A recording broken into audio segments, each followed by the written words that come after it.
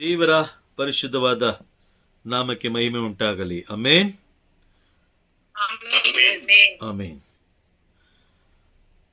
Bible ನಮಗೆ ಗೊತ್ತಿರುವ ಹಾಗೆ ಪ್ರವಾದನೆಗಳಿಂದ ತುಂಬಲ್ಪಟ್ಟಿದೆ.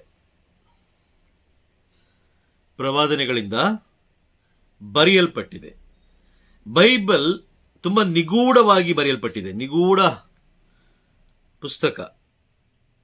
Price the Lord. ಇಂಗ್ಲಿಷಲ್ಲಿ ಪ್ರಾಫಸಿ ಅಂತ ಹೇಳ್ತಾರೆ, ಕನ್ನಡದಲ್ಲಿ ಪ್ರವಾದನೆಗಳು ಅಂತ ಹೇಳ್ತಾರೆ. ಈ ಪ್ರವಾದನೆಗಳ ಕುರಿತು 7 ನಿಯಮಗಳನ್ನು ನಾವು ಅನುಸರಿಸಬೇಕು. 7 ನಿಯಮಗಳು ಎಲ್ಲ ಬರ್ಕೊಳ್ಳಿ. ಪ್ರವಾದನೆಗಳ ಕುರಿತು 7 ನಿಯಮಗಳನ್ನು ನಾವು ಅನುಸರಿಸಬೇಕು. ಅದಕ್ಕಿಂತ ಮುಂಚಿತವಾಗಿ ಒಂದು ವಾಕ್ಯವನ್ನು ನಾವು ಓದ್ತಾ ಬರೋಣ. ಯೆಶಾಯ ಪ್ರವಾದ್ಯ ಗ್ರಂಥ 29ನೇ ಅಧ್ಯಾಯ ವಾಕ್ಯ 11. 29ನೇ ಅಧ್ಯಾಯ ವಾಕ್ಯ 11. ನಿನ್ನ ಕುರಿತ ಓದಿ. ನಿನ್ನ ಕುರಿತ ದಿವ್ಯ ದರ್ಶನ ನಿಗೂಢ ಗ್ರಂಥವಾಗಿ ಬಿಟ್ಟಿದೆ. ಸಾಕು. ಅದನ್ನು ಅಕ್ಷರ ಬಲ್ಲವನಿಗೆ. ಓಕೆ, ಬೇರೆ ಯಾರಾದ್ರೂ ಓದಿ. ವಾಯ್ಸ್ ಬ್ರೇಕ್ ಆಗ್ತದೆ ಅವ್ರದ್ದು. ಈ ಕಾರಣ ನಿನ್ನ ಕುರಿತ ದಿವ್ಯ ದರ್ಶನ ನಿಗೂಢ ಗ್ರಂಥ ವಾಕ್ಯವಾಗಿ ಬಿಟ್ಟಿದೆ. ಈ ಕಾರಣ ನನ್ನ ಕುರಿತ. ಬೈಬಲ್ ಯಾರಿಗೆ ಹೇಳ್ತಾ ಇದೆ? ಯಾರಿಗೆ ಹೇಳ್ತಾ ಇದೆ? ನಮ್ಗೆ ಹೇಳ್ತಾ ಇದೆ. ಇಲ್ಲಿ ನಮ್ಮ ಹೆಸರು ಹಾಕೋಬೇಕು. ಹೌದು. ನನ್ನ ಕುರಿತ ದಿವ್ಯ ದರ್ಶನ ನಿಗೂಢ ಗ್ರಂಥವಾಗಿದೆ. ನನ್ನ ಪರವಾಗಿ ಪ್ರಭು ಬರೆದಿರುವ ಪುಸ್ತಕ ನಿಗೂಢವಾಗಿದೆ, ನಿಗೂಢ ಗ್ರಂಥವಾಗಿದೆ. Praise the Lord. ಓಕೆ, ಅದೇ ಯೆಶಾಯ ಪ್ರವಾದಿಯ ಗ್ರಂಥ 34ನೇ ಅಧ್ಯಾಯ ವಾಕ್ಯ 16. 34ನೇ ಅಧ್ಯಾಯ ವಾಕ್ಯ 16. ಸರ್ವೇಶ್ವರ ಸ್ವಾಮಿಯ ಗ್ರಂಥದಲ್ಲಿ ಬರೆದಿರುವುದನ್ನು ಹುಡುಕಿ ಓದಿರಿ. ಸರ್ವೇಶ್ವರ ಸ್ವಾಮಿಯ ಹುಡುಕಿ ಓದಿರಿ. ಆ ಸೃಷ್ಟಿಗಳಲ್ಲಿ ಯಾವುದೂ ಇಲ್ಲದಿರದು, ಎಲ್ಲವೂ ಜೊತೆ ಜೊತೆಯಾಗಿ ಇರುವವು. ಸ್ವಾಮಿಯ ಬಾಯಿಂದ ಅಪ್ಪಣೆ ಆಯಿತು, ಅವರ ಆತ್ಮವು ಅವುಗಳನ್ನು ಒಟ್ಟಿಗೆ ಬರಮಾಡಿತು. ಸರ್ವೇಶ್ವರ ಸ್ವಾಮಿಯ ಗ್ರಂಥದಲ್ಲಿ ಬರೆದಿರುವುದನ್ನು ಹುಡುಕಿ ಓದಿರಿ. ಆ ಸೃಷ್ಟಿಗಳಲ್ಲಿ ಯಾವುದು ಇಲ್ಲದಿರೋದು, ಎಲ್ಲವೂ ಜೊತೆ ಜೊತೆಯಾಗಿ ಇರುವವು. Praise the Lord. ನಮ್ಮ ಬಗ್ಗೆ ದೇವರು ಮಾಡಿರುವ ಯೋಜನೆ, ಆಲೋಚನೆ ನಿಗೂಢವಾಗಿದೆ. ಅದು ಯೆರೆಮೀಯ ಪ್ರವಾದಿಯ ಗ್ರಂಥ 29ನೇ ಅಧ್ಯಾಯ ವಾಕ್ಯ 11ರಲ್ಲೂ ಕೂಡ ನಾವು ಓದ್ತೀವಿ. ಓಕೆ, ಈಗ ಈ ಪ್ರವಾದನೆಗಳ ಕುರಿತು ನನ್ನ ಬಗ್ಗೆ ದೇವರು ಬರೆದಿಟ್ಟಿರುವ, ಅಂದ್ರೆ ಈ ಲೋಕದಲ್ಲಿರುವ ಪ್ರತಿಯೊಬ್ಬೊಬ್ಬರ ವಿಷಯವಾಗಿ, ಪ್ರತಿಯೊಬ್ಬೊಬ್ಬರ ಜೀವನವನ್ನ ದೇವರು ಪ್ರವಾದನೆಗಳ ರೂಪದಲ್ಲಿ ಬರೆದಿಟ್ಟಿದ್ದಾರೆ. ಆ ಪ್ರವಾದನೆಗಳನ್ನ 7 ನಿಯಮಗಳಾಗಿ ನಾವು ಅನುಸರಿಸಬೇಕು. ತಮಾಷೆ ಅಲ್ಲ. ಇವತ್ತೇನೋ ಸುಮ್ಮನೆ ಕುತ್ಕೊಳ್ತೀವಿ, ಒಂದು 10 ಜನ ಕುತ್ಕೊಳ್ತೀವಿ, ಒಂದು 10 ಹಾಡಾಡ್ತೀವಿ. ಓಕೆ, ಆಮೇಲೆ ಏನೋ ಒಂದು 2 ವಾಕ್ಯಗಳನ್ನ ತಿಳ್ಕೊಳ್ತೀವಿ, ಅದಾದ್ಮೇಲೆ ಸ್ತುತಿ ಮಾಡ್ತೀವಿ. ಓಕೆ, ಅದಾದ್ಮೇಲೆ ಒಂದು ಬ್ಲೆಸ್ಸಿಂಗ್ ತಗೊಳ್ತೀವಿ, ಹೋಗ್ತೀವಿ. ಅದೆಲ್ಲ ಲೌಕಿಕವಾದ ಒಂದು ಪ್ರಾರ್ಥನೆ. Praise the Lord. ಒಬ್ಬ ಕ್ರೈಸ್ತನಾದವನು ದೀಕ್ಷಾಸ್ಥಾನ ಹೊಂದಿದ ಮೇಲೆ, ದೀಕ್ಷಾಸ್ಥಾನ ಧರ್ಮಸಭೆಯಲ್ಲಿ ಯಾವ ಅನುಸಾರವಾಗಿ ಕೊಡ್ತಾರೆ? ದೀಕ್ಷಾಸ್ಥಾನ ದೃಢೀಕರಣ. ದೀಕ್ಷಾಸ್ಥಾನ ಅಂತ ಹೇಳಿದ್ರೆ ಧರ್ಮಸಭೆಗೆ ಆ ವ್ಯಕ್ತಿಯನ್ನ ಏನ್ ಮಾಡೋದು? ಆ ವ್ಯಕ್ತಿಯನ್ನ ಸೇರಿಸೋದು. ಆ ವ್ಯಕ್ತಿಗೆ ಸೇರಿಸೋದು. ದೃಢೀಕರಣ ಅಂತ ಹೇಳಿದ್ರೆ ಪವಿತ್ರಾತ್ಮರ ಚಿಹ್ನೆಯನ್ನ ಹಾಕೋದು. Praise the Lord. ಹೌದಾ? ಹೌದು. Praise the Lord. ಈಗ ಪವಿತ್ರಾತ್ಮರ ಮುದ್ರೆಯನ್ನು ಪಡೆದುಕೊಂಡ ಮೇಲೆ ಅವನು ಕೆಲಸಕ್ಕೆ ಜಾಯ್ನ್ ಆಗ್ತಾನೆ. ತಮಾಷೆ ಅಲ್ಲ. ಏನೋ ಬಂದ್ರು, ಕುತ್ಕೊಂಡ್ರು, 4 ಜಪಸರ ಹೇಳಿದ್ರು, ಓಕೆ, ಎದ್ರು, ಹೊರಟ್ರು. ಆ ಪ್ಲಾನ್ ನಿನ್ ಮೇಲೆ ದೇವ್ರಿಟ್ಟಿಲ್ಲ. ಆ ಪ್ಲಾನ್ ದೇವ್ರು ನಮ್ಮ ಮೇಲೆ ಇಟ್ಟಿಲ್ಲ. ಪ್ರವಾದನೆಗಳು ಅಂತ ಹೇಳಿದ್ರೆ ಭವಿಷ್ಯತ್ ಕಾಲದಲ್ಲಿ ನಡೆಯಲಿರುವ ವಿಷಯಗಳನ್ನ ಪ್ರಭು ಮುಂಚಿತವಾಗಿ ತಮ್ಮ ಸೇವಕರ ಮುಖಾಂತರ ಅಥವಾ ತಮ್ಮ ದೂತರ ಮುಖಾಂತರ ನಮಗೆ ಮುಂಚಿತವಾಗಿ ತಿಳಿಸಿಕೊಡುವಂಥದ್ದು. ವಾಕ್ಯ ಹೇಳುತ್ತೆ ಆ ನಿಗೂಢವಾದವುಗಳನ್ನು ನೀನು ಹುಡುಕಿ ಓದಬೇಕು. ದೇವ್ರು ಏನ್ ತಿಳಿಸ್ತಾ ಇದ್ರೆ ಅದನ್ನ ತಿಳ್ಕೊಳ್ಬೇಕು. ಈಗೆಲ್ಲ ಏನಾಗ್ತಾ ಇದೆ? ಏನೂ ಇಲ್ಲ. ಎಲ್ಲ ಬರ್ತಾರೆ, ಏನೋ ಒಂದು ಮೆಸೇಜ್ ಪಾಸ್ ಆಗುತ್ತೆ, ಎಲ್ಲ ಬರ್ತಾರೆ, ಎಲ್ಲ ಒಟ್ಟು ಕುತ್ಕೊಳ್ತಾರೆ, ಎಲ್ಲ ಯಾವುದೋ ಒಂದು ಸಂತರ ಮುಂದೆ ಕುತ್ಕೊಳ್ತಾರೆ. ಅಲ್ಲಿ ಕುತ್ಕೊಂಡು ಅಥವಾ ಪರಮ ಪ್ರಸಾದದ ಮುಂದೆ ಕುತ್ಕೊಂಡು ಅವ್ರು ಮಾಡುವ ಪ್ರಾರ್ಥನೆ ಯಾವ್ದು ಗೊತ್ತಾ? ಲೋಕದ ಪ್ರಾರ್ಥನೆ. ಪರಮ ಪ್ರಸಾದದ ಮುಂದೆ ಕುತ್ಕೊಂಡು ಮಾಡುವ ಪ್ರಾರ್ಥನೆ ಅದು ಪರಲೋಕದ ಪ್ರಾರ್ಥನೆ ಅಲ್ಲ, ಅದು ಲೌಕಿಕವಾದ ಪ್ರಾರ್ಥನೆ. Praise the Lord. ನೋಡಿ, ಈ ವಿಷಯವನ್ನ ನಾವೇನಾದ್ರೂ ಬಹಿರಂಗ ಪಡಿಸಿದಾಗ ಜನರು ಏನ್ ಮಾಡ್ತಾರೆ ಅಂದ್ರೆ ನಮ್ಮ ಮೇಲೆ ದಂಗೆ ಹೇಳ್ತಾರೆ. ಈತ ಧರ್ಮಸಭೆಯ ವಿರೋಧಿ ಅಂತ ಹೇಳ್ತಾರೆ. ಆದರೆ ಧರ್ಮಸಭೆ ಹೇಳುತ್ತೆ, ಯಾವ ಸಂತರ ಮುಂದೆ ನೀನು ಏನ್ ಮಾಡಬಾರ್ದು? ಮೊಣಕಾಲ್ ಹಾಕಿ ಪ್ರಾರ್ಥಿಸಬಾರ್ದು ಅಂತ ಬೈಬಲ್ ಪ್ರಾರ್ಥಿಸಬಾರ್ದು ಅಂತ ಏನ್ ಹೇಳ್ತಾ ಇದೆ? ನಮ್ಮ ಧರ್ಮಸಭೆ ಹೇಳ್ತಾ ಇದೆ. ಈಗ ಧರ್ಮಸಭೆಯ ವಿರೋಧಿ ಯಾರು? ಸತ್ಯ ಹೇಳಿದವರ ಅಥವಾ ಸುಳ್ಳನ್ನು ಬೋಧಿಸುವವರ? ಸುಳ್ಳನ್ನ ಬೋಧಿಸುವರು. Praise the Lord. ಓಕೆ, ಈ 7 ನಿಯಮಗಳು ಯಾವುದು ಎಂಬುದನ್ನು ನಾವು ತಿಳ್ಕೊಳ್ಳೋಣ. ಮುಂಚಿತವಾಗಿ ನಾವು 7 ನಿಯಮಗಳ ಬಗ್ಗೆ ಬಹಳ ಬಹಳ ಗಂಭೀರವಾಗಿ ನಾವು ತಿಳ್ಕೊಳ್ಬೇಕು.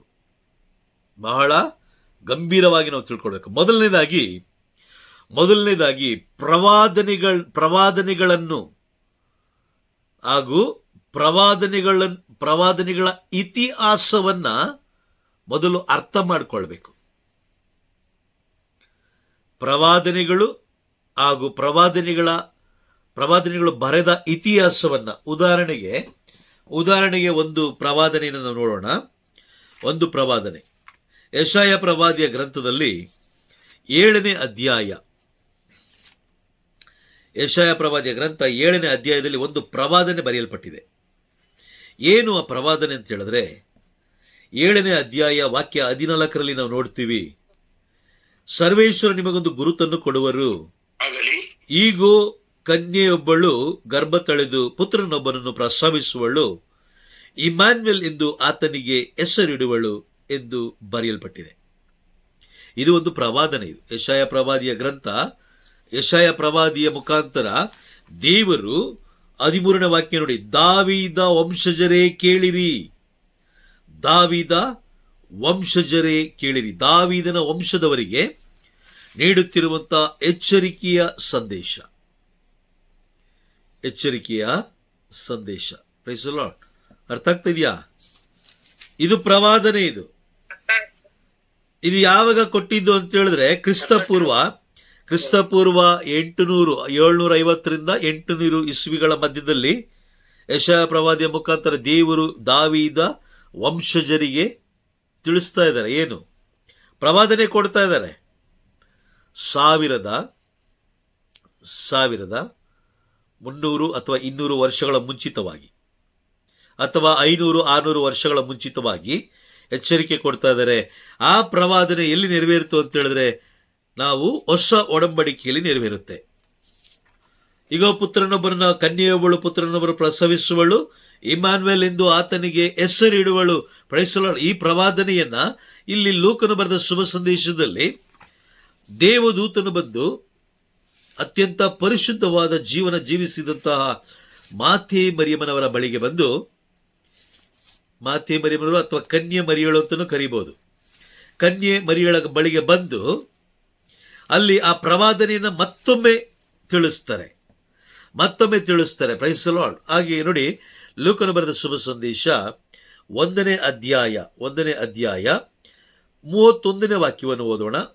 30 ಹಾಗೂ 31 2 ವಾಕ್ಯಗಳನ್ನು.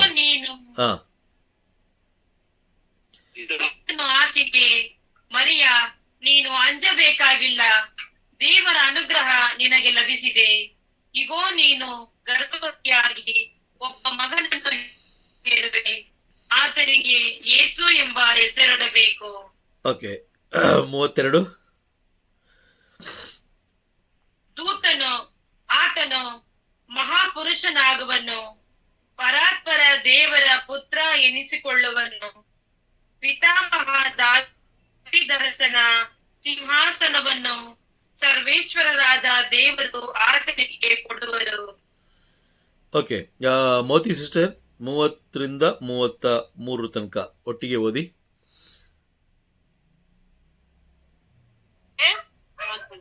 ದೂತನು ಆಕೆಗೆ, ಮರಿಯ, ನೀನು ಅಂಜಬೇಕಾಗಿಲ್ಲ, ದೇವರ ಅನುಗ್ರಹ ನಿನಗೆ ಲಭಿಸಿದೆ. ಇಗೋ, ನೀನು ಗರ್ಭವತಿಯಾಗಿ ಒಬ್ಬ ಮಗನನ್ನು ಹೆರುವೆ, ಆತನಿಗೆ ಯೇಸು ಎಂಬ ಹೆಸರಿಡಬೇಕು. ಆತನು ಮಹಾಪುರುಷನಾಗುವನು, ಪರಾತ್ಪರ ದೇವರ ಪುತ್ರ ಎನಿಸಿಕೊಳ್ಳುವನು, ಪಿತಾಮಹ ದಾವೀದರಸನ ಸಿಂಹಾಸನವನ್ನು ಸರ್ವೇಶ್ವರನಾದ ದೇವರು ಆತನಿಗೆ ಕೊಡುವರು. Praise the Lord. ಓಕೆ, ಇಲ್ಲಿ ಇಮ್ಯಾನ್ಯುಯಲ್ ಎಂಬ ಪದವನ್ನ ಬಳಸಿದಾರಾ? ಯೆಶಾಯ ಪ್ರವಾದಿ ಗ್ರಂಥದಲ್ಲಿ ಇಮ್ಯಾನ್ಯುಯಲ್ ಎಂಬ ಪದವನ್ನು ಬಳಸಿದ್ದಾರೆ. ಓಕೆ, ಆ ಇಮ್ಯಾನ್ಯುಯಲ್ ಎಂಬ ಮತ್ತಾಯನು ಬರೆದ ಶುಭ ಸಂದೇಶ 1ನೇ ಅಧ್ಯಾಯ 22ನೇ ವಾಕ್ಯದಲ್ಲಿ ಅಲ್ಲೂ ಕೂಡ ಪ್ರವಾದನೆಯನ್ನು ತಿಳಿಸ್ಕೊಡ್ತಾರೆ ನೋಡಿ. ಅಲ್ಲೂ ಕೂಡ ಮತ್ತಾಯ ಬರೀತಾರೆ, ಇಗೋ ಕನ್ಯೆಯೊಬ್ಬಳು ಗರ್ಭ ತಳೆದು ಪುತ್ರನೊಬ್ಬನನ್ನು ಪ್ರಸವಿಸುವಳು, ಇಮ್ಯಾನ್ಯುಯಲ್ ಎಂದು ಆತನಿಗೆ ಹೆಸರಿಡುವರು. Price the Lord. ಈ ಪ್ರವಾದನೆಗಳನ್ನು ಬರೆದ ಇತಿಹಾಸವನ್ನು ನಾವು ತಿಳ್ಕೊಳ್ಬೇಕು, ಮೊದಲು ಅರ್ಥ ಮಾಡ್ಕೊಳ್ಬೇಕು. ಯಾವಾಗ ಪ್ರವಾದನೆ ಕೊಟ್ರು,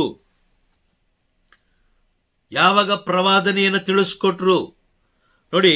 ಆದ್ರೆ ಫರಿಸಾಯರು ಏನ್ ಮಾಡಿದ್ರು? ಯಹೂದಿಗಳು ಫರಿಸಾಯರು ಏನ್ ಮಾಡಿದ್ರು? ಅದನ್ನ ಅರ್ಥ ಮಾಡ್ಕೊಳ್ಳಿಲ್ಲ. ಅವರು ರಾಜನಾಗಿ ಬರ್ತಾರೆ, ಯೇಸುಸ್ವಾಮಿ ರಾಜನಾಗಿ ಬರ್ಬೋದು, ಅವರ ಆಲೋಚನೆ ಆ ರೀತಿ ಇತ್ತು. ರಾಜನಾಗಿ ನಮ್ಮ ಮನೆತನದಲ್ಲಿ ಬರ್ತಾರೆ, ನಮ್ಮ ಕುಟುಂಬದಲ್ಲಿ ಬರ್ತಾರೆ, ವಂಶದಲ್ಲಿ ಬರ್ತಾರೆ ಅನ್ನೋದು ಅವರು ಆಲೋಚನೆಯಲ್ಲಿದ್ದರು. ಅವರು ಪ್ರವಾದನೆ ಬಗ್ಗೆ ಎಚ್ಚರಿಕೆ ಇರಲಿಲ್ಲ ಅವ್ರಿಗೆ. ಆದರೆ ಗೊತ್ತಿತ್ತು ಪ್ರಭು ಯೇಸು ಕ್ರಿಸ್ತರು ಹುಟ್ಟಿ ಬರ್ತಾರೆ ಅನ್ನೋದು ಗೊತ್ತಿತ್ತು.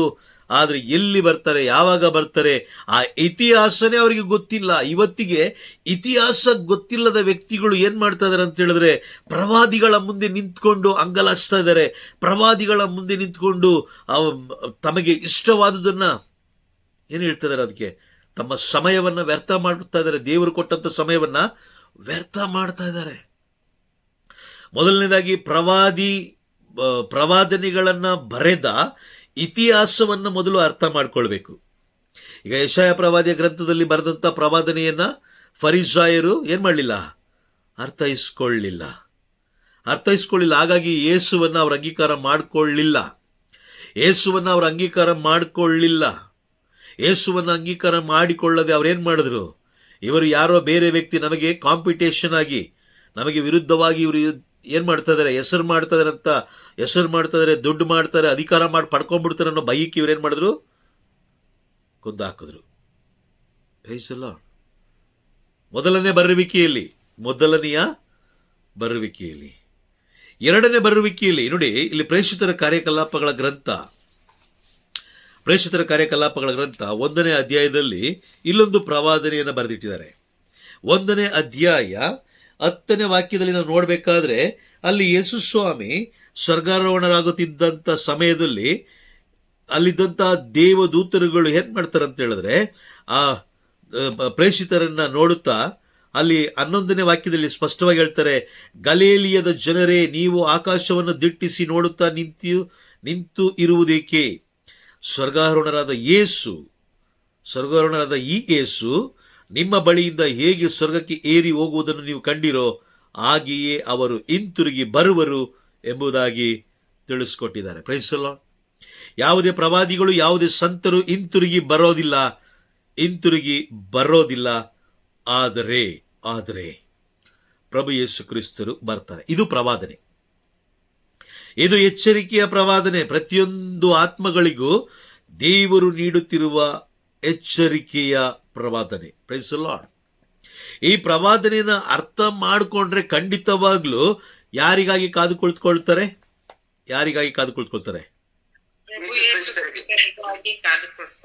ಪ್ರಭು ಯೇಸು ಕ್ರಿಸ್ತರಿಗಾಗಿ ಕಾದು ಕುಳಿತುಕೊಳ್ತಾರೆ. ಪ್ರಭು ಯೇಸು ಕ್ರಿಸ್ತರಿಗಾಗಿ ಕಾದು ಕುಳಿತುಕೊಳ್ತಾರೆ. ಪ್ರವಾದನೆ ಏನಂದ್ರೆ ಗೊತ್ತಿಲ್ವಲ್ಲ, ಪ್ರವಾದನೆ ಗೊತ್ತಿಲ್ಲ, ಪ್ರವಾದನೆ ಬರೆದ ಇತಿಹಾಸ ಗೊತ್ತಿಲ್ಲ, ಪ್ರವಾದನೆ ಏನಕ್ಕೆ ಬರೆದಿದ್ದಾರೆ ಅದು ಗೊತ್ತಿಲ್ಲ. ಹಾಗಾಗಿ ಈಗ ಜನರು ಏನ್ ಮಾಡ್ತಾ ಇದ್ದಾರೆ, ಎಲ್ಲ ಸಂತರುಗಳ ಬಳಿ ಹೋಗಿ ಕುತ್ಕೊಳ್ತಾ ಇದ್ದಾರೆ, ಎಲ್ಲ ಸಂತರುಗಳ ಬಳಿ ಹೋಗಿ ಕುತ್ಕೊಳ್ತಾ ಇದ್ದಾರೆ. ಅದಾದ್ಮೇಲೆ ಇನ್ನೊಂದು ಏನಂತ ಹೇಳಿದ್ರೆ, ಮಾತೆ ಮರಿಯಮ್ಮನವರ ಮುಂದೆ ಕುತ್ಕೊಳ್ತಾ ಇದ್ದಾರೆ.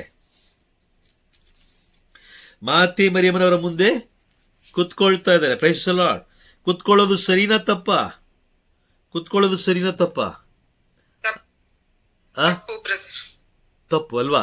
ತಪ್ಪು ಬ್ರದರ್. ಧರ್ಮಸಭೆಗೆ ವಿರುದ್ಧವಾಗಿ, ಬೈಬಲ್ಗೆ ವಿರುದ್ಧವಾಗಿ, ಧರ್ಮಶಾಸ್ತ್ರಕ್ಕೆ ವಿರುದ್ಧವಾಗಿ ನಡೆಯುವಂತ ಕಾರ್ಯ ಅದು.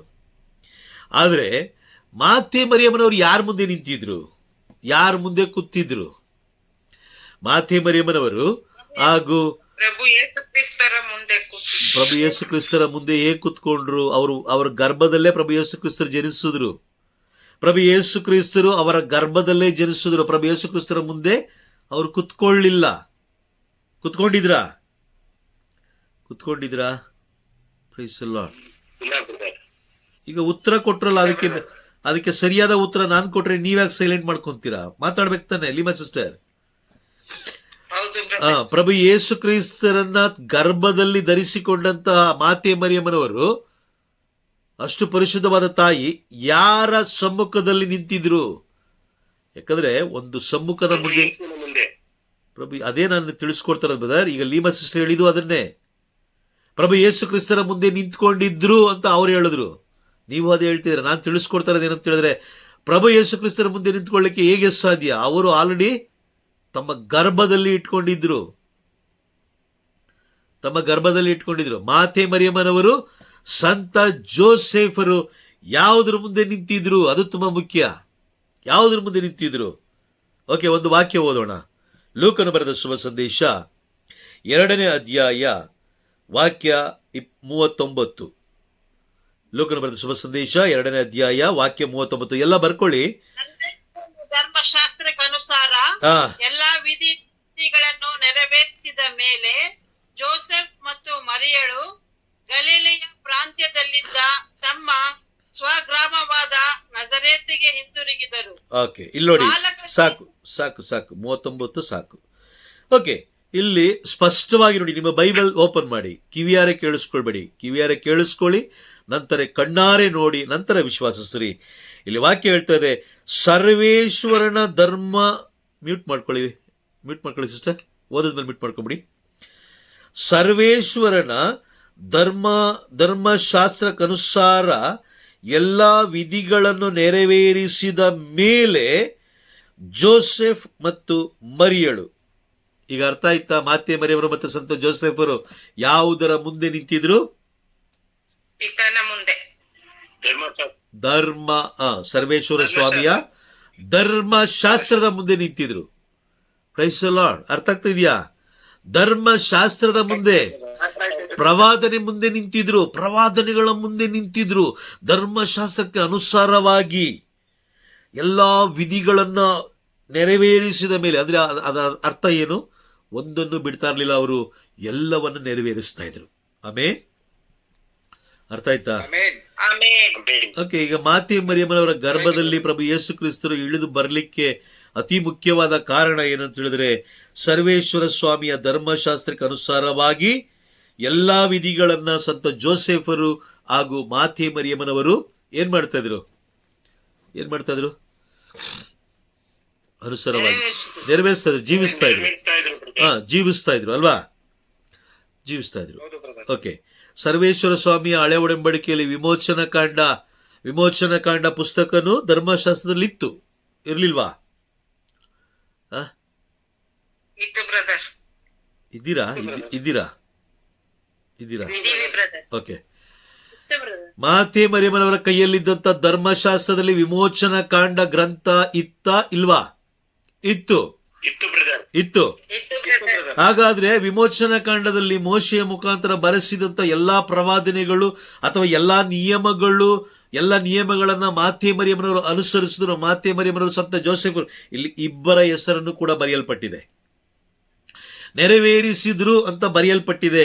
ಹಾಗಾದ್ರೆ ಯಾವುದೇ ರೂಪದಲ್ಲಿ ಇವರು ವಿಗ್ರಹಗಳನ್ನ ಆರಾಧಿಸಿಲ್ಲ ಅನ್ನೋದು ಸತ್ಯ. ಹೌದಾ ಇಲ್ಲ? ಹೌದು ಬ್ರದರ್. ಯಾವುದೇ ರೂಪದ ವಿಗ್ರಹಗಳನ್ನು ಇವರು ಆರಾಧಿಸಲಿಲ್ಲ. ದೇವರಿಗೆ ಸರ್ವೇಶ್ವರ ಸ್ವಾಮಿಗೆ ವಿರುದ್ಧವಾಗಿ ಇವರು ಹೋಗ್ಲಿಲ್ಲ. ಸರ್ವೇಶ್ವರ ಸ್ವಾಮಿಯ ನಿಯಮಗಳನ್ನ ಇವ್ರು ಏನ್ ಮಾಡಲಿಲ್ಲ, ತಿರಸ್ಕಾರ ಮಾಡಲಿಲ್ಲ ಅನ್ನೋದು ಸತ್ಯ. ಇಲ್ಲಿ ಇದೆ, ಬೈಬಲ್ ಅಲ್ಲಿ ಬರೆಯಲ್ಪಟ್ಟಿದೆಯಾ ಬರೆಯಲ್ಪಟ್ಟಿಲ್ವಾ? ಬರೆಯಲ್ಪಟ್ಟಿದೆ. ಈಗ ಮೋಶೆ ಬರೆದಂತ 5 ಪುಸ್ತಕಗಳನ್ನ ಅಥವಾ ಯೆಶಯ ಪ್ರವಾದಿ ಅಥವಾ ಯೆರೆಮೀಯ ಪ್ರವಾದಿ, ಎಜೆಕಿಯಲ್ ಪ್ರವಾದಿ ಅಥವಾ ದಾವೀದನನ್ನೇ ಮಾತೆ ಮರಿಯಮರು ಸಂತ ಜೋಸೆಫರು ಏನ್ ಮಾಡ್ಬೋದಾಗಿತ್ತು? ಇವರು ಮೋಶೆ 5 ಪುಸ್ತಕಗಳನ್ನು ಬರೆದಿದ್ದಾರೆ. ಸರ್ವೇಶ್ವರ ಸ್ವಾಮಿ ಜೊತೆಲಿ ಮಾತಾಡಿದ್ದಾರೆ. ಈಗ ಇಲ್ಲಿ ಈ ಮೂಲೆಯಲ್ಲಿ ಒಂದು ಮೋಶೆಯ ರೂಪ ಇಡ್ರಿ, ಈ ಕಡೆ ಯೆಶಯ ಪ್ರವಾದಿಯ ರೂಪ ಇಡ್ರಿ, ಹಿಂದ್ಗಡೆ ಎಜೆಕಿಯಲ್ ಪ್ರವಾದಿ ಇಡ್ರಿ, ಮುಂದುಗಡೆ ದಾವೀದ ರಾಜನ ರೂಪ ಇಡ್ರಿ. ಇವ್ರನ್ನೆಲ್ಲ ಇಟ್ಕೊಂಡು ನಾವೇನ್ ಮಾಡೋಣ? ಏನ್ ಮಾಡೋಣ?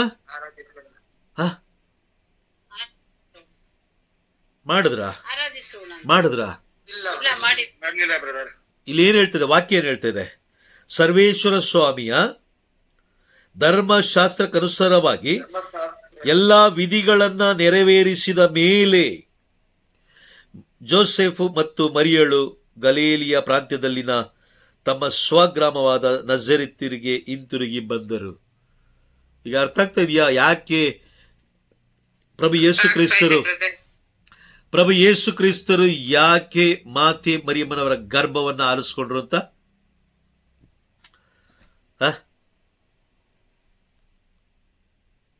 ಇದ್ದೀರಾ ಅಂತ ಏನ್ ಹೇಳಿದೆ ಅನ್ನೋದು ಗೊತ್ತಾಯ್ತಾ ನಿಮ್ಗೆ? ನಾನು ಏನ್ ತಿಳಿಸ್ಕೊಟ್ಟೆ ಅನ್ನೋದು ಗೊತ್ತಾಯ್ತಾ?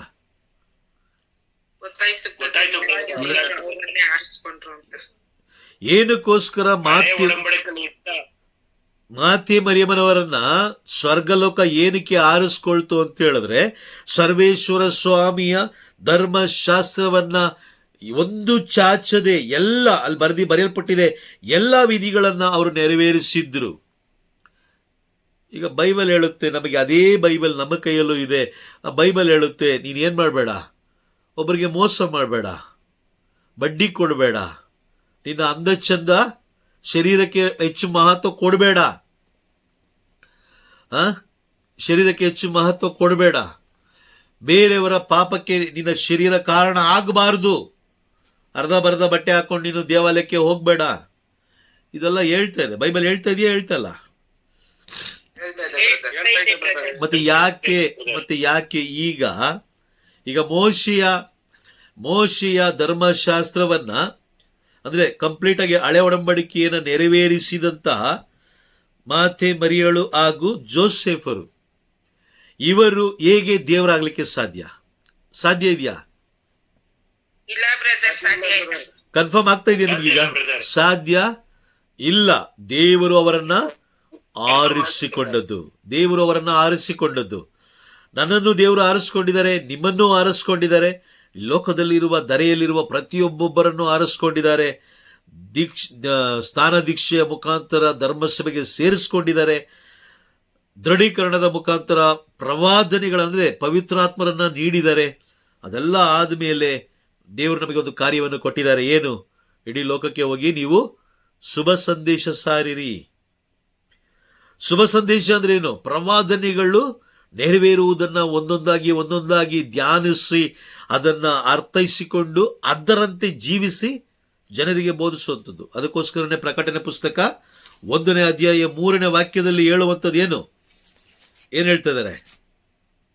ಈ ಪ್ರವಾದನ ಸಂದೇಶವನ್ನ ಓದುವವನು ಧನ್ಯನು, ಓದಿದ್ದನ್ನ ಕೇಳಿಸಿಕೊಳ್ಳುವವರು ಧನ್ಯರು, ಈ ಪ್ರವಾದನೆಯಲ್ಲಿ ಲಿಖಿತ ಕೈಗೊಂಡು ನಡೆಯುವವರು ಕೂಡ ಧನ್ಯರು ಅಲ್ವಾ? ಮೊದ್ಲೇನು ಹೇಳಿದ್ರು? ಓದಬೇಕು, ಕೇಳಿಸ್ಕೊಳ್ಬೇಕು, ಅದರಂತೆ ಜೀವಿಸ್ಬೇಕು, ನಂತರ ಲೋಕಕ್ಕೆ ಬೋಧಿಸೋಕ್ಕೋಸ್ಕರ ದೇವರು ನಮ್ಮನ್ನು ಇಟ್ಟಿರೋದು. ತಿನ್ಕೊಂಡು ಕುಡ್ಕೊಂಡು ಕ್ರಿಸ್ಮಸ್ ಸೆಲೆಬ್ರೇಷನ್ ಮಾಡಿಕೊಂಡು, ಈಸ್ಟರ್ ಸೆಲೆಬ್ರೇಷನ್ ಮಾಡಿಕೊಂಡು, ಬೇರೆ ಬೇರೆ ಹಬ್ಬಗಳನ್ನು ಆಚರಣೆ ಮಾಡ್ಕೊಂಡು ಇರೋದಕ್ಕೋಸ್ಕರ ದೇವರು ನಮ್ಮನ್ನು ಆರಿಸ್ಕೊಂಡಿಲ್ಲ. ಯೆಶಾಯ ಪ್ರವಾದಿಯ ಗ್ರಂಥದಲ್ಲಿ ಹೇಳ್ತಾರೆ, ನೀನು ಮಾಡುವ ಹಬ್ಬಗಳೆಲ್ಲ ನನಗೆ ವ್ಯರ್ಥ. ಇದೆಯಾ? ಹೇಳ್ತಾರ? ಖಂಡಿತವಾಗ್ಲೂ ಹೇಳ್ತಾರೆ. ನೀನು ಮಾಡುವ ಎಲ್ಲ ಹಬ್ಬಗಳು ನನಗೆ ವ್ಯರ್ಥ. ನೀನು ಹಬ್ಬನೇ ಮಾಡಬೇಡ. ನೀನು ಮೊದಲು ಪ್ರವಾದನೆಗಳ ಬಗ್ಗೆ ಗಮನ ಹರಿಸು. ಪ್ರವಾದನೆಗಳ ಇತಿಹಾಸ ಯಾವ ಸಂದರ್ಭದಲ್ಲಿ ಬರೆದಿದ್ದಾರೆ, ಯಾವ ಸಂದರ್ಭದಲ್ಲಿ ಪ್ರಭು ಯೇಸು ಕ್ರಿಸ್ತರು ಸ್ವರ್ಗಾರೋಹಣರಾಗ್ತಾ ಇದ್ದಾರೆ, ಅವರು ಮತ್ತೆ ಹಿಂತಿರುಗಿ ಬರ್ತಾರೆ. ಅವ್ರು ಏರಿದ ದಿನವೇ ಏನು ಹೇಳಿದ್ರು, ದೇವದೂತರು ಏನು ಹೇಳಿದ್ರು, ಮತ್ತೆ ಅವರು ವಾಪಸ್ ಬರ್ತಾರೆ. ಹೇಳಿದ್ರ ಹೇಳಿದ್ರು. Praise the Lord. ಯಾವಾಗ ಬರ್ತಾರೆ ಅನ್ನೋದು ಕೂಡ ತಿಳಿಸ್ಕೊಟ್ಟಿದ್ದಾರೆ. ಯಾವಾಗ ಬರ್ತಾರೆ ಅದಕ್ಕೂ ಕೂಡ ಸೂಚನೆಯನ್ನು ಕೊಟ್ಟಿದ್ದಾರೆ. ಯಾರಿಗೋಸ್ಕರ ಬರ್ತಾರೆ ಅದು ಕೂಡ ಸೂಚನೆ ಕೊಟ್ಟಿದ್ದಾರೆ. ಪ್ರವಾದನೆ ಏನು, ಯಾರಿಗೋಸ್ಕರ ಬರ್ತಾರೆ? ಅದೇ ಇಬ್ರಿಯರಿಗೆ ಬರೆದ ಪತ್ರ 9ನೇ ಅಧ್ಯಾಯ ವಾಕ್ಯ 28. ತಮ್ಮನ್ನ ನಂಬಿ ಯಾರ್ಯಾರು ನಿರೀಕ್ಷಿಸಿಕೊಂಡಿದ್ದಾರೋ ಅವರಿಗೋಸ್ಕರ. ಇದೆಯಾ ವಾಕ್ಯ? ಇದೆಯಾ? ಈಗ ಬರೆದ ಮೇಲೂ ಕೂಡ, ಅವರು ಪ್ರವಾದನೆ ಕೊಟ್ಟ ಮೇಲೂ ಕೂಡ ನಾವು ಅವರನ್ನು ನಂಬಿ ಜೀವಿಸದೆ ನಾವು ಸಂತರುಗಳನ್ನು ನಂಬಿ ಜೀವಿಸಿದ್ರೆ ಪ್ರಯೋಜನ ಉಂಟಾ? ಪ್ರಯೋಜನ ಇದೆಯಾ?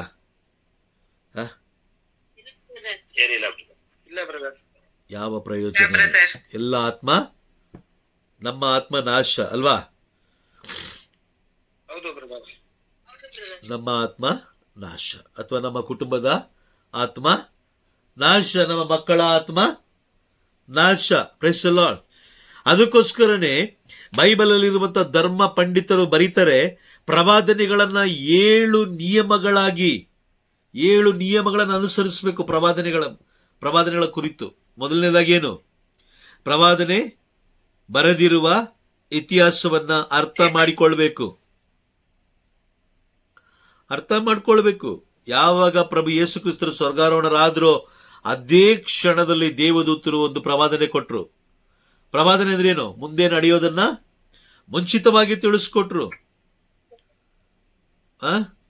ಪ್ರೇಷಿತರ ಕಾರ್ಯಕಲಾಪಗಳು 1ನೇ ಅಧ್ಯಾಯ 11ನೇ ವಾಕ್ಯದಲ್ಲಿ ಹೇಳಿದ್ರು, ನೀವು ಹೇಗೆ ನೋಡ್ತಾ ಇದ್ದೀರೋ ಹಾಗೆ ಹಿಂತಿರುಗಿ ಬರ್ತಾರೆ ಪ್ರಭು ಯೇಸು ಕ್ರಿಸ್ತರು. ಏನಕ್ಕೋಸ್ಕರ ಬರ್ತಾರೆ? ಮತ್ತೆ ಪ್ರೀತಿ ಮಾಡ್ಲಿಕ್ಕ, ಮತ್ತೆ ಪಾಪ ಕ್ಷಮೆ ಕೊಡ್ಲಿಕ್ಕ. ವಾಕ್ಯ ನ್ಯಾಯ ತೀರ್ಪಿಗೆ. ಕೇಳಿಸ್ಕೊಳ್ತಾ ಇದ್ದೀರಾ? ಎಲ್ಲರೂ ಕೇಳಿಸ್ಕೊಳ್ತಾ ಇದ್ದೀರಾ? Praise the Lord. ನ್ಯಾಯ ತೀರ್ಪಿಗೋಸ್ಕರ ಬರ್ತಾ ಇರೋದು, ನ್ಯಾಯ ತೀರ್ಪನ್ನು ನೀಡೋದಕ್ಕೋಸ್ಕರ ಬರ್ತಾ ಇರೋದು. ಈಗ ಹಾಗಾದ್ರೆ ನಾವು ಯಾವುದಕ್ಕೆ ಸಿದ್ಧರಾಗಬೇಕು?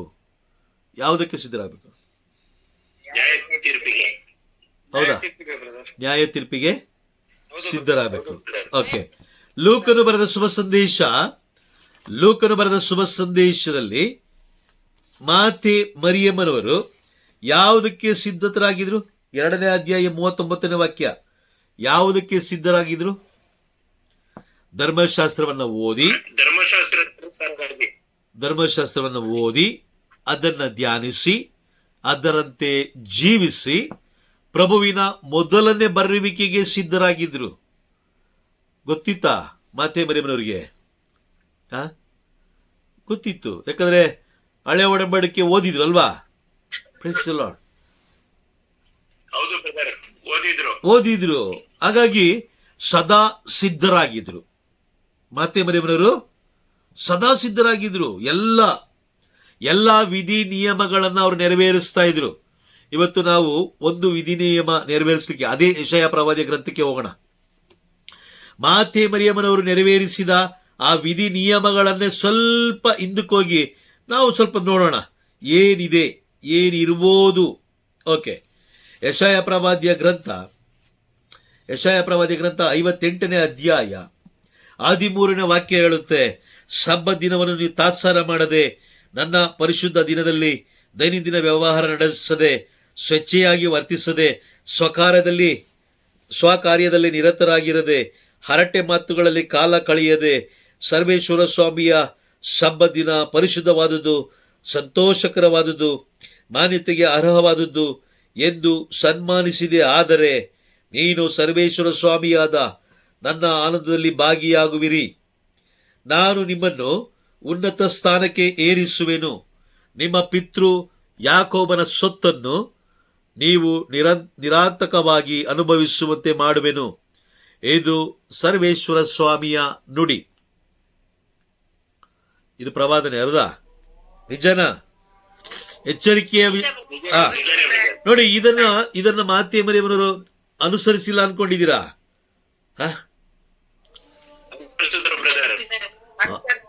ಅವರು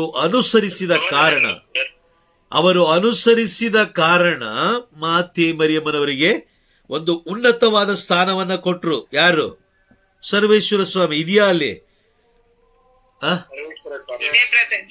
ನೋಡಿ, ಯಾರು ಸರ್ವೇಶ್ವರ ಸ್ವಾಮಿಯ ನಿಯಮಗಳನ್ನ ಅನುಸರಿಸಿ ನಡೀತಾರೋ ಅಲ್ಲಿ ವಾಕ್ಯ ಸ್ಪಷ್ಟವಾಗಿ ಹೇಳುತ್ತೆ, ನಿಮ್ಮನ್ನು ಉನ್ನತ ಸ್ಥಾನಕ್ಕೆ ಏರಿಸುವೆನು. ಧರ್ಮೋಪದೇಶ ಕಾಂಡ 28ನೇ ಅಧ್ಯಾಯದಲ್ಲಿ ಆ ವಾಕ್ಯ ನೋಡಿ. ಆ ವಾಕ್ಯ 28ನೇ ಅಧ್ಯಾಯ ವಾಕ್ಯ 1 ನಾವು ಓದಬೇಕಾದ್ರೆ, ನೀವು ನಿಮ್ಮ ದೇವರಾದ ಸರ್ವೇಶ್ವರನ ಮಾತನ್ನು ಶ್ರದ್ಧೆಯಿಂದ ಕೇಳಿ ನಾನು ಈಗ ನಿಮಗೆ ಬೋಧಿಸುವ ಅವರ ಆಜ್ಞೆಗಳನ್ನು ಅನುಸರಿಸಿ ನಡೆದರೆ ಅವರು ಜಗದ ಎಲ್ಲ ಜನಾಂಗಗಳಿಗಿಂತ ನಿಮ್ಮನ್ನು ಉನ್ನತ ಸ್ಥಿತಿಗೆ ತರುವರು. ಆಮೆನ್. ಆ ವಾಕ್ಯ ನೆರವೇರಿದೆಯಾ? ಆ ವಾಕ್ಯ ನೆರವೇರ್ತಾ? ಖಂಡಿತವಲ್ಲಿ ನೆರವೇರ್ತು. ನೋಡಿ, ಪ್ರಭು ಯೇಸು ಕ್ರಿಸ್ತರು ಪರಲೋಕದ ಯೋಜನೆ ನೆರವೇರಿಸುವುದಕ್ಕಾಗಿ ಅವರು ಧರೆಗೆ ಇಳಿದು ಬಂದು ಮಾತೆ ಮರಿಯಮ್ಮನವರನ್ನ ಅತಿ ಉನ್ನತವಾದ ಸ್ಥಾನದಲ್ಲಿ ಇರಿಸಿದ್ರು. ಆಮೇನ್. ಹೌದಾ? ಇರಿಸಿದ್ರು. ಕರೆಕ್ಟಾ? ನಂಬ್ತೀರಾ? ಓಕೆ, ನಂಬ್ತೀವಿ. Okay, fine. ಆ ಉನ್ನತ ಸ್ಥಾನದಲ್ಲಿಟ್ಟಂತ ತಾಯಿಯನ್ನ ನೀನು ಅನುಸರಿಸಬೇಕಾದ್ರೆ ಯಾವ ಮಟ್ಟಿಗೆ ನಾವಿರಬೇಕು? ಯಾವ ಮಟ್ಟಿಗೆ ಇರಬೇಕು? ಯೋಚನೆ ಮಾಡಿ ನೋಡೋಣ. ಸ್ವಲ್ಪ ಯೋಚನೆ ಮಾಡಿ. ಪರಲೋಕವೇ ಅವರನ್ನ ಉನ್ನತ ಸ್ಥಾನದಲ್ಲಿಟ್ಟಿದೆ. ಯಾಕಂದ್ರೆ ಅದೊಂದು ವಾಗ್ದಾನ. ಅದು ಪ್ರಭುವಿನ ವಾಗ್ದಾನವನ್ನು ಅರಿತುಕೊಂಡವ್ರು ಯಾರು? ಮಾತೆ ಮರಿಯಮ್ಮನವರು, ಸಂತ ಜೋಸೆಫರು. ಹೌದಾ? ಲೂಕನ ಬರೆದ ಶುಭ ಸಂದೇಶ 2ನೇ ಅಧ್ಯಾಯ 29ನೇ ವಾಕ್ಯದಲ್ಲಿ ನಾವು ನೋಡ್ತೀವಿ, ಸರ್ವೇಶ್ವರ ಸ್ವಾಮಿಯ ಧರ್ಮಶಾಸ್ತ್ರಕ್ಕನುಸಾರ ಎಲ್ಲಾ ವಿಧಿ ನಿಯಮಗಳನ್ನ ಅವರು ನೆರವೇರಿಸಿದ ಮೇಲೆ, ಅಂದ್ರೆ ಅದರ ಅರ್ಥ ಏನು? ಅವರು ಎಲ್ಲ ನೆರವೇರಿಸ್ತಾ ಇದ್ರು. ಸರ್ವೇಶ್ವರ ಸ್ವಾಮಿಯ ಮಾತನ್ನು ಒಂದನ್ನು ಕೂಡ ಮೀರ್ತಾ ಇರಲಿಲ್ಲ ಅವರು. ಇದರಿಂದ ಏನು ಅರ್ಥ ಆಗ್ತಾ ಇದೆ? ಅವರು ಯಾವುದೇ ವಿಗ್ರಹಾರಾಧನೆ ಮಾಡಿಲ್ಲ. ಯಾರು? ಮಾತೆ ಮರಿಯಮ್ಮನವರು ಹಾಗೂ ಜೋಸೆಫರು. ಯಾರ ಮಾತನ್ನ ಲೋಕದ ವ್ಯಕ್ತಿಗಳ ಮಾತಿನ ಮೇಲೆ ಅವರು ಭರವಸೆ ಇಡಲಿಲ್ಲ.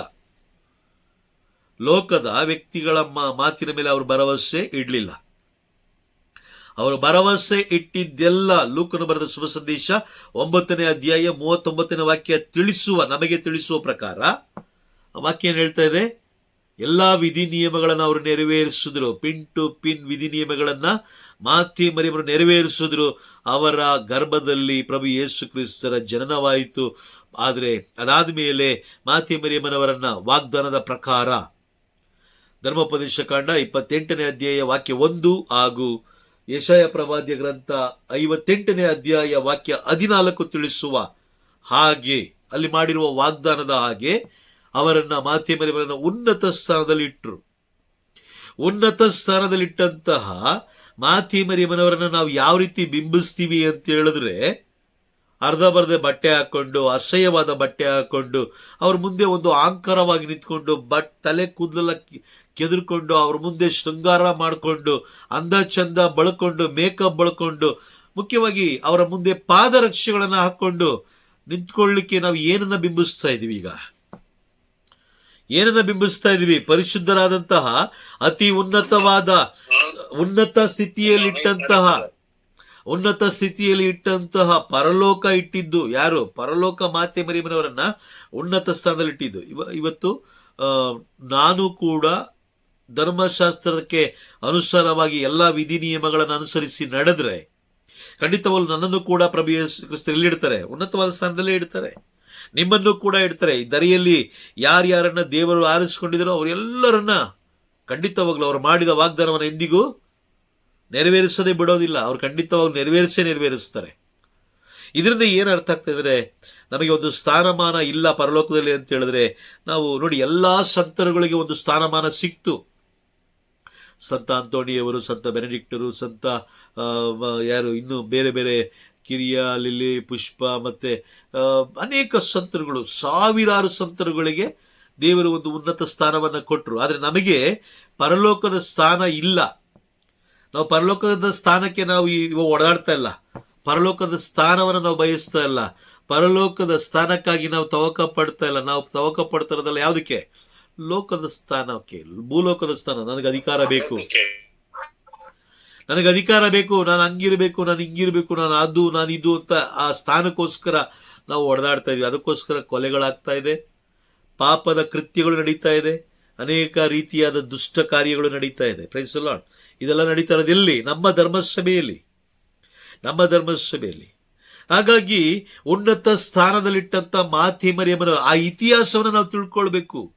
ಇತಿಹಾಸ, ಅವರು ಯಾವ ಸ್ಥಿತಿಯಲ್ಲಿ ಇರಬೇಕಾದ್ರೆ, ಮಾತೆ ಮರಿಯಮ್ಮನವರು ಯಾವ ಸ್ಥಿತಿಯಲ್ಲಿದ್ರು, ಅಲ್ಲಿ ಅವರು ಏನಕ್ಕೆ ಉನ್ನತ ಸ್ಥಾನಕ್ಕೆ ಬಂದ್ರು ಎಂಬ ಸತ್ಯವನ್ನು ನಾವು ಅರ್ಥ ಮಾಡ್ಕೊಳ್ಬೇಕು. ಮುಖ್ಯವಾಗಿ ಅದೇ ಪ್ರವಾದನೆ ನಮಗೆ ಅರ್ಥ ಆಗ್ತಾ ಇಲ್ಲ. ಯಾರೋ ಒಬ್ಬ ಬೋಧಕ ಹೇಳ್ತಾ ಇದ್ದಾರೆ, ಪರಲೋಕಕ್ಕೆ ಮಾತೆ ಮರಿಯವರು ನಿಮ್ಮನ್ನ ಕರ್ಕೊಂಡು ಹೋಗ್ತಾರೆ, ಅಲ್ಲಿ ಕಿಟಕಿಲಿ ಕೂತಿದ್ದಾರೆ ಮಾತೆ ಮರಿಯವರು, ನೀವು ಬಾಗಿಲು ಮುಖಾಂತರ ಹೋಗೋಕ್ಕಾಗ್ತಾ ಇಲ್ಲ, ಎಲ್ಲ ಕಿಟಕಿಯನ್ನು ಓಪನ್ ಮಾಡಿ ನಿಮಗೆ ಒಳಗಡೆ ತಳ್ತಾ ಇದ್ದಾರೆ ಅಂತ ಏನಾದರೂ ಹೇಳಿದ್ರೆ ಖಂಡಿತವಾಗ್ಲೂ ಸ್ವಲ್ಪ ದೂರನೇ ಇರಿ.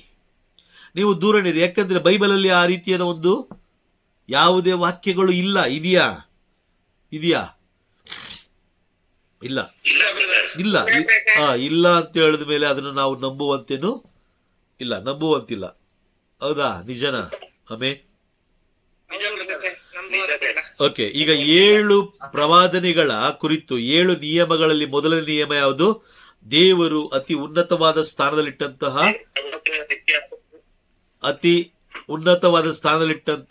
ವ್ಯಕ್ತಿಗಳ ಇತಿಹಾಸವನ್ನು ನಾವು ತಿಳ್ಕೊಳ್ಬೇಕು, ಹಾಗೂ ಅರ್ಥ ಮಾಡ್ಕೊಳ್ಬೇಕು. ಅವ್ರು ಯಾವ ರೀತಿ ಜೀವಿಸಿದ್ರು,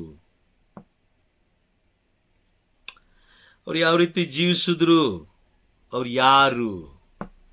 ಓಕೆ, ಪ್ರಭು ಯೇಸು ಕ್ರಿಸ್ತರು ಅವರ ಗರ್ಭ ಪ್ರವೇಶ ಮಾಡಲಿಕ್ಕೆ ಬೇಕಾದಂತ ಆ ಪರಿಶುದ್ಧತೆ ಎಲ್ಲಿಂದ ಬಂತು? ಯಾರಾದ್ರೂ ಬಂದು ಕೊಟ್ರಾ? ಇಲ್ಲ ಬ್ರದರ್. ಯಾರಾದ್ರೂ ಬಂದು ಕೊಟ್ರಾ ಪರಿಶುದ್ಧತೆ ಮಾತೆ ಮರಿಯಮ್ಮನವರಿಗೆ? ಇಲ್ಲ ಅಲ್ವಾ? ಇಲ್ಲ. ಪರಿಶುದ್ಧತೆ ಎಲ್ಲಿಂದ ಬಂತು? ದೇವರ ಧರ್ಮಶಾಸ್ತ್ರವನ್ನ ಅನುಸರಿಸಿ ನಡೆದಕ್ಕಾಗಿ. ಆಮೇಲೆ ಅರ್ಥ ಆಗ್ತಾ ಇದೆಯಾ ಈಗ ನಿಮ್ಗೆ? ಅರ್ಥ ಆಗ್ತಿದ್ಯಾ? ಹಾಗಾದ್ರೆ ಇದರಿಂದ ನಾವ್ ಏನ್ ತಿಳ್ಕೊಳ್ಬೇಕು? ನಾವು ಪರಿಶುದ್ಧರಾಗಿ ಜೀವಿಸ್ಬೇಕಂದ್ರೆ ಧರ್ಮಶಾಸ್ತ್ರ ಬಿಟ್ಟು ಬೇರೆ ಕಡೆ ಹೋಗುವಂತಿಲ್ಲ. ಮಾತೆ ಮರಿಯಮ್ಮನವರು ಯಾವುದೇ ವ್ಯಕ್ತಿಗಳನ್ನು ಅನುಸರಿಸಲಿಲ್ಲ, ಯಾವುದೇ ಬೋಧಕರನ್ನು ಅನುಸರಿಸಲಿಲ್ಲ, ಯಾವುದೇ ಸಂತರುಗಳನ್ನು ಅನುಸರಿಸಲಿಲ್ಲ. ಅವರು ಅನುಸರಿಸಿದ ಯಾವುದು? ಬೈಬಲ್ ಹೇಳೋ ಪ್ರಕಾರ ಸರ್ವೇಶ್ವರ ಸ್ವಾಮಿಯ ಧರ್ಮಶಾಸ್ತ್ರ ಅಲ್ವಾ? ಸರ್ವೇಶ್ವರ ಸ್ವಾಮಿಯ ಧರ್ಮಶಾಸ್ತ್ರ.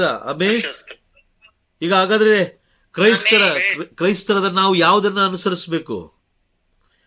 ಧರ್ಮಶಾಸ್ತ್ರದ ವಿಧಿ ನಿಯಮಗಳನ್ನ. ಹೌದಾ? ನಿಜನಾ? ನಿಜ ಅಲ್ವಾ? ನಿಜ. Praise the Lord. ಈಗ ನಾವು ಎಲ್ಲೋ ಒಂದ್ ಕಡೆ ಎಡುತ್ತಾ ಇದೀವಿ ಅಂತ ಹೇಳಿದ್ರೆ ನಾವು ಪರಲೋಕದ ಪ್ಲಾನ್ ಇಂದ ಸ್ವಲ್ಪ ದೂರ ಆಗ್ತಾ ಇದೀವಿ ಅಂತ. ಮಾತೆ ಮರಿಯಮ್ಮನವರ ಮೇಲೆ ಒಂದು ಪರಲೋಕ ಒಂದು ಪ್ಲಾನ್ ಇಟ್ಟಿತ್ತು. ಅದೇ ಪ್ಲಾನು ಸಂತ ಜೋಸೆಫರ ಮೇಲೂ ಇಟ್ಟಿತ್ತು. ಅದೇ ಪ್ಲಾನು ಎಲ್ಲ ಪ್ರವಾದಿಗಳ ಮೇಲೆ ಇಟ್ಟಿತ್ತು, ಎಲ್ಲ ಸಂತರುಗಳ ಮೇಲೆ ಇಟ್ಟಿತ್ತು. ಅದೇ ಪ್ಲಾನ್ ಕೂಡ ನಮ್ಮ ಮೇಲೂ ಇಟ್ಟಿದೆ. ಆದರೆ ಅವರು ಜ್ಞಾನವಂತರಾದ್ರು, ನಾವು ಜ್ಞಾನಹೀನರಾಗಿ ಅಳಿದು ಹೋದೋ. Praise the Lord. ಕೆಲವು ಜನ ಹೇಳ್ತಾರೆ, ನೋಡಿದ್ದೀರಾ, ನೀನು ಈ ತರ ಒಂದು 50 ಟೈಮ್ ಬರೀ, 50 ಟೈಮ್ ಓದು, ನಿನಗೆ ಒಳ್ಳೇದಾಗುತ್ತೆ ಅಂತ ಹೇಳ್ತಾರೆ. ಹೌದಾ? ಕೆಲವು ಬೋಧಕರು ಹೇಳ್ತಾರೆ. ನೀನೊಂದು ಕೆಲಸ ಮಾಡು, ಒಂದು 100 ಜಪಸ್ಸರ ಹೇಳ್ಬಿಡು, ಎಲ್ಲ ಸರೋಗುತ್ತೆ ಅಂತ ಹೇಳ್ತಾರೆ. 100 ಜಪಸ್ಸರ ಹೇಳಿದ್ರೆ ಸರೋಗುತ್ತಾ?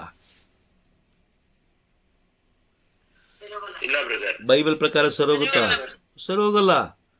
ಯಾಕೆ ಅಂತ ಹೇಳಿದ್ರೆ ನಾವು ಪರಿಶುದ್ಧರಾಗಿ ನೋಡಿ, ಪರಲೋಕಕ್ಕೆ ಹೋಗ್ಬೇಕಾದ್ರೆ ನಾವು ಪರಿಶುದ್ಧರಾಗಬೇಕು, ಹೌದಾ? ಪರಲೋಕ ಪ್ರವೇಶ ಮಾಡ್ಬೇಕಾದ್ರೆ ನಾವು ಪರಿಶುದ್ಧರಾಗಬೇಕು. ಪರಿಶುದ್ಧತೆ ಎಲ್ಲಿಂದ ಬರುತ್ತೆ?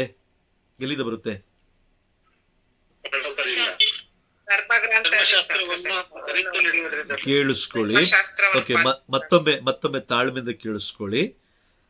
ಪರಲೋಕ ಪ್ರವೇಶ ಆಗ್ಬೇಕು ಅಂತ ಹೇಳಿದ್ರೆ ಪರಿಶುದ್ಧತೆ ಬೇಕು. ಆ ಪರಿಶುದ್ಧತೆ ಎಲ್ಲಿಂದ ಬರುತ್ತೆ? ಆಮೇನ್. ಸರ್ವೇಶ್ವರ ಸ್ವಾಮಿಯ ವಿಧಿ ನಿಯಮಗಳು ಅಂದ್ರೆ ಧರ್ಮಶಾಸ್ತ್ರವನ್ನ ಅನುಸರಿಸಿದ ಮುಖಾಂತರ. ಹೌದಾ ಇಲ್ಲ? ಹೌದು ಅಲ್ವಾ? ಹೌದು. ಅಲ್ಲಿ ಏನು ಹೇಳ್ತಾ ಇದಾರೆ? ವಿಮೋಚನಾ ಕಾಂಡದಲ್ಲಿ ಹೇಳ್ತಾ ಇದಾರೆ, ಏನು ತಲಾಂತರಕ್ಕೂ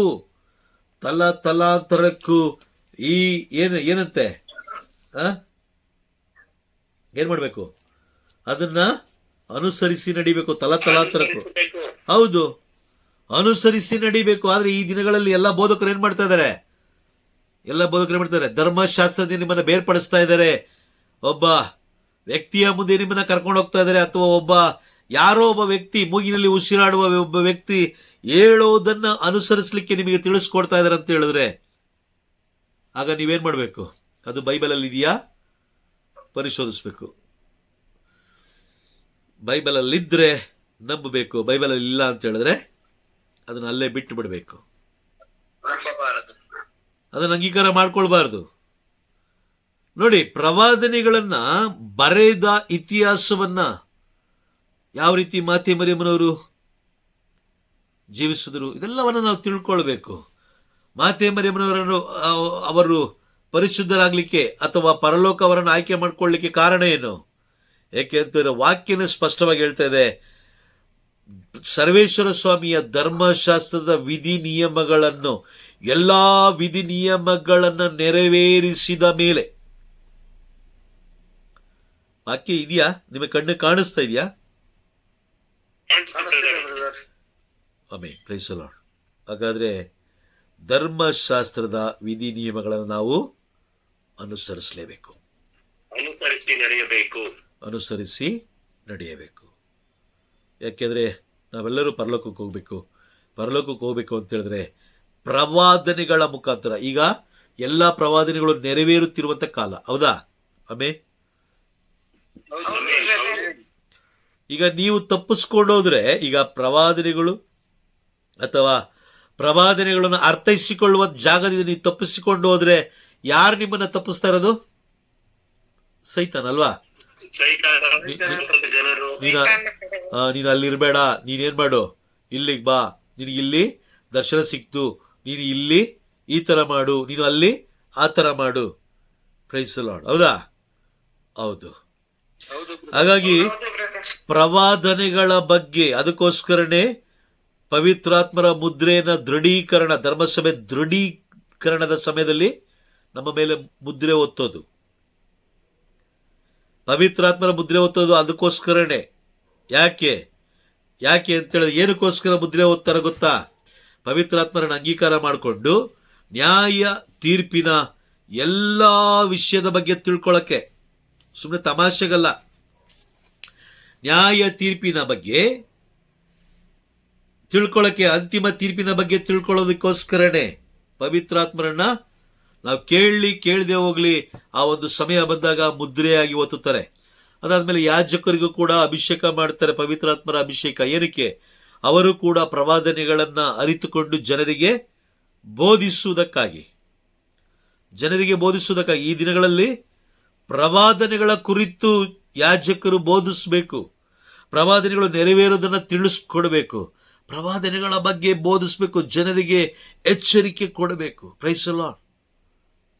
ಪ್ರವಾದನೆಗಳ ಬಗ್ಗೆ ತಿಳಿಸ್ಕೊಡ್ಬೇಕು, ಪ್ರವಾದನೆಗಳು ನೆರವೇರುವುದನ್ನ ಒಂದೊಂದಾಗಿ ನೆರವೇರುವುದನ್ನ ತಿಳಿಸ್ಕೊಡ್ಬೇಕು, ನೆರವೇರಲಿರುವುದನ್ನು ಕೂಡ ಅವರು ಮುಂಚಿತವಾಗಿಯೇ ತಿಳಿಸ್ಕೊಡ್ಬೇಕು. ಯಾವ ರೀತಿ ಯೆಶಾಯ ಪ್ರವಾದಿ ಮಾತೆ ಮರಿಯಮ್ಮನವರು ಗರ್ಭವತಿ ಆಗ್ತಾರೆ, ಒಂದು ಪುತ್ರನನ್ನ ಪ್ರಸವಿಸ್ತಾರೆ, ಅದಕ್ಕೆ ಇಮ್ಯಾನುವೇಲ್ ಎಂದು ಹೆಸರಿಡ್ತಾರಂತ ಮುಂಚಿತವಾಗಿಯೇ ತಿಳಿಸ್ಕೊಟ್ಟಿದ್ರು.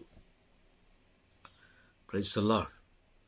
ಹಾಗಾಗಿ ಬಹಳ ಎಚ್ಚರಿಕೆಯಾಗಿರ್ಬೇಕು. 7 ನಿಯಮಗಳನ್ನು ನಾವು ಅನುಸರಿಸಲೇಬೇಕು. ಅನುಸರಿಸಲಿಲ್ಲ ಅಂತ ಹೇಳಿದ್ರೆ ಅನುಸರಿಸಲಿಲ್ಲ ಅಂತ ಹೇಳಿದ್ರೆ ಲೋಕದ ವ್ಯಕ್ತಿಗಳು ಪ್ರವೇಶ ಆಗ್ತಾರೆ, ಲೋಕದ ಬೋಧಕರು ಪ್ರವೇಶ ಆಗ್ತಾರೆ, ಲೋಕದ ಯಾಜಕರು ಪ್ರವೇಶ ಆಗ್ತಾರೆ. ಆಗ ನಿಮ್ಮ ಆತ್ಮವನ್ನು ಅವರು ದಾರಿ ತಪ್ಪಿಸಿ ಬಿಡ್ತಾರೆ. ನಿನ್ನ ಆತ್ಮದ ನಾಶಕ್ಕೆ ನೀನೇ ಕಾರಣ ಆಗಿರ್ತೀಯ. 2025 ಡಿಸೆಂಬರ್ 25 2025 ಏನಲ್ಲಿ ವಿಶೇಷ? ಪ್ರಭುವಿನ ಜನನ ಧರ್ಮಸಭೆ ಆಚರಣೆ ಮಾಡಲಿಕ್ಕೆ ಹೇಳಿದೆ ಅಲ್ವಾ? ಹೌದು ಬ್ರದರ್. ಈಗ ಅದಕ್ಕೆ ನಾವು ಸಿದ್ಧರಾಗ್ತೀವ ಆಗಲ್ವಾ? ಬಟ್ಟೆಗಳು ತಗೊಳ್ಳೋದು, ಮನೆ ಕ್ಲೀನ್ ಮಾಡೋದು, ಆಯ್ತೀವಿ. ಸಿದ್ಧರಾಗ್ತೀವಿ ಅಲ್ವಾ? ಆಗ್ತೀವಿ ಬ್ರದರ್. ಧರ್ಮಸಭೆ ತಿಳಿಸಿದ ಆ ಒಂದು ವಿಷಯಕ್ಕೋಸ್ಕರ ನಾವು ಸಿದ್ಧರಾಗ್ತೀವಿ. ಪ್ರಯಶ್ಚಿತರ ಕಾರ್ಯಕಲಾಪಗಳು 1ನೇ ಅಧ್ಯಾಯ ವಾಕ್ಯ 11ರಲ್ಲಿ ನಾವು ಓದ್ತೀವಿ. ಏನು? ಪ್ರಭು ಯೇಸು ಕ್ರಿಸ್ತರು ಹಿಂತಿರುಗಿ ಬರ್ತಾರೆ. ಪ್ರಭು ಯೇಸು ಕ್ರಿಸ್ತರು ಹಿಂತಿರುಗಿ ಬರ್ತಾರೆ. ಏನಕ್ಕೋಸ್ಕರ ಬರ್ತಾರೆ ಅನ್ನೋದನ್ನ ಕೂಡ ಇಬ್ರಿಯರಿಗೆ ಬರೆದ ಪತ್ರ 9ನೇ ಅಧ್ಯಾಯ 28ರಲ್ಲಿ ತಿಳಿಸ್ಕೊಡ್ತಾರೆ. ಯಾರು ಅವರನ್ನು ನಂಬಿ ಜೀವಿಸ್ತಾ ಇದ್ದಾರೋ, ಆ ನ್ಯಾಯ ತೀರ್ಪಿಗೆ ಸಿದ್ಧರಾಗಿರ್ತಾರೋ ಅವ್ರನ್ನ ಕಾಪಾಡೋದಕ್ಕೋಸ್ಕರ ಬರ್ತಾರೆ ಅನ್ನೋದಾಗಿ. ಯಾಕೆ ಈ ವಿಷಯದಲ್ಲಿ ಕ್ರಿಸ್ಮಸ್ಗೆ ಸಿದ್ಧರಾಗುವ ನಾವು ಯಾಕೆ ನ್ಯಾಯ ತೀರ್ಪಿಗೆ ಸಿದ್ಧರಾಗ್ತಾ ಇಲ್ಲ? ಅದು ತುಂಬ ಮುಖ್ಯ. ನಾವು ಸಿದ್ಧರಾಗಬೇಕಾಗಿರೋದು ಕ್ರಿಸ್ಮಸ್ಗಲ್ಲ. ಕ್ರಿಸ್ಮಸ್ ನೀವು ಹೊಸ ಬಟ್ಟೆ ಹಾಕೊಂಡ್ರು ನಡೆಯುತ್ತೆ, ಹೊಸ ಬಟ್ಟೆ ಹಾಕೊಳ್ಳದೆ ಹೋದ್ರೂ ನಡೆಯುತ್ತೆ. ಆದರೆ ನ್ಯಾಯ ತೀರ್ಪು ಆ ರೀತಿಯಲ್ಲ. ನ್ಯಾಯ ತೀರ್ಪು ನೀನು ನೂತನ ಸೃಷ್ಟಿಯಾದರೆ ಮಾತ್ರ ಗೆಲ್ತೀಯ. ನೀನು ಹಳೆಯ ಸೃಷ್ಟಿಯಾಗಿದ್ರೆ ಗೆಲ್ಲಕ್ಕೆ ಸಾಧ್ಯ ಇಲ್ಲ. Praise the Lord. ಅರ್ಥ ಆಯ್ತಾ?